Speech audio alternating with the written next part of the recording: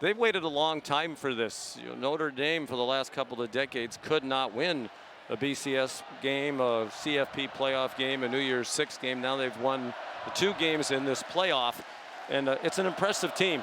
First of all, starting with Marcus Freeman. Yeah. Does he get it or what? Oh, my goodness. I mean, in every aspect, to walk up, acknowledge what happened here.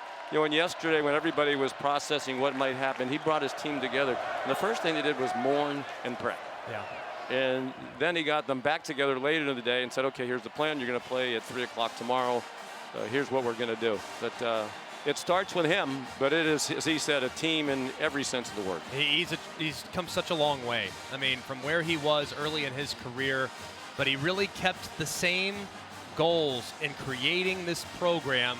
They wanted to be physical, they wanted to run the football, and they wanted to have an identity in which they could beat you in any which way, including special teams. And he has now executed it to perfection. Is 2 wins away from a national championship. And they're winning, and they're winning in dominant fashion. This is 9 straight wins of the 12 in a row by double figures. The last time Notre Dame had that happen was in 1949 when Frank Leahy was the coach. That team won the national championship. We're down to 4 teams. I think you and I even said before this playoff began, this team is good enough to win the national championship because they're solid in every phase, but particularly on defense. They were terrific again today. I think what's amazing is, I mean, they've had guys in and out of the lineup all year. They've lost some of their best players. It doesn't matter. It's a next man up mentality. Like today, junior Tuli Alamaka hadn't talked hardly anything about him leading into this game, and he impacts the game massively early with the sack around the left side. And then it was R.J. Oben's turn to go against Monroe Freeling. He comes around the edge, forces the fumble. They recover it inside the 15, leads to 7. Then to end the game, Donovan Heinisch filling in for Riley Mills.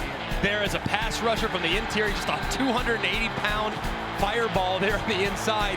He gets the matchup they were looking for. He closes the game. So I think the amazing resiliency of this Notre Dame defense, when one guy goes down, the next man steps up, and there is no drop-off whatsoever. It's a testament to their depth and the coaching that we've gotten from Al Golden and Marcus Freeman. Yeah, that was a big story coming in. They lost Riley Mills in the middle of that defensive line. Would they be physical enough to slug it out with that huge Georgia offensive line?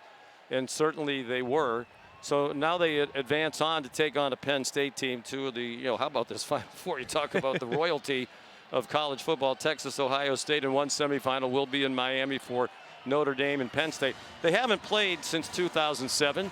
You've seen a lot of Penn State. Yeah. They've played very well in this playoff. How do you size that up at first glance? It's going to be a lot like the game we saw tonight. It's going to be about who makes a key mistake, because both teams do a great job in playing complementary football. Both teams are great along the line of scrimmage defensively.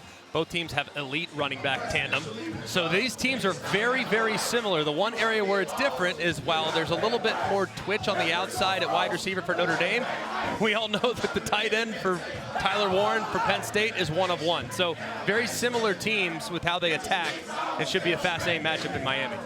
Well, talk about the format. One thing that will certainly be discussed going forward, the byes, the 4 conference champions who got a bye into this quarterfinal round, all lost, including Georgia here today. So perhaps there was an advantage to having already played a game before you got to the quarterfinal. I like this 12-team playoff. It's so much fun. It really has been. Games haven't always been that close, but plenty of intrigue, to say the least.